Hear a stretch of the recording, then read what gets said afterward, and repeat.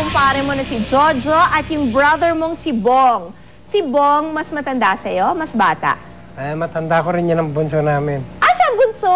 Okay. Ilan taon na si Bong? Bong? 37. Ano daw? 37. 37. Okay. Here we go. Saan natin kukunin ng entertainment showcase questions? Ito, kainan na. Okay. Marami ako Kainan na. pagkain dyan. Siyempre, kapampangan ka, kaya dapat magaling ka dito. Siyempre, maraming akong kinakain Baka dito malaman ko rin. Ito na. Here we go. Kainan na. This is question number 1.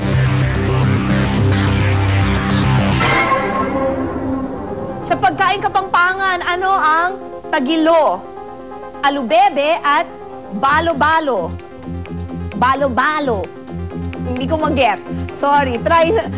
Anyway, naintindihan na niya ako doon. O, is it A, minatamis, B, ensalada, letter C, sabaw, or letter D, sausawan?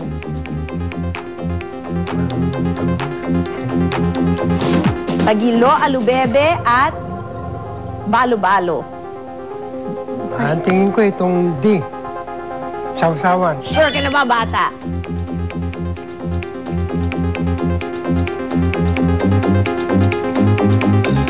Palagay ko sure na ako doon. Sure na raw siya. Sa palagay niya. The correct answer, mga kaibigan, is letter D, sausawan. Ang lahat ng ito ay mga fermented sauces. Ito na, question number 2. Sa pagkaing kalye, anong tinatawag na Adidas? Is it A, paa ng manok? Letter B, dugo ng baboy. Letter C, utak ng baka. Or letter D, tenga ng daga. Kumakain ako nito Ating ko, letter A, paa ng manok. Sure ka na ba, bata? Tingin ko na rin, sure na rin. Ang Adidas po, mga kaibigan, is letter A, paa ng manok. Isa na lang. Ngayon lang na lahat ng mga engineering at lahat ng mga lights kinikilig. Oo, mas excited sila talaga. Here we go. Question number 3.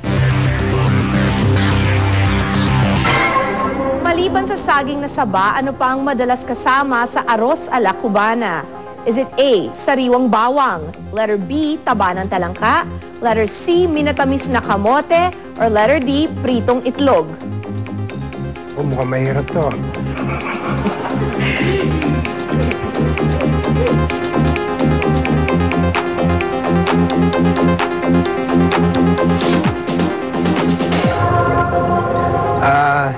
A, siguro, sariwang bawang.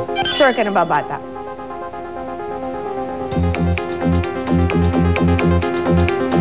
Tingin ko, sure na rin to. Sure na? Sure na daw. Tama ba siya, mga kaibigan? Or will he have to answer one more question correctly? We'll find out sa pagbabalik yan ng Milyon Milyon na. Game ka na ba? Ah!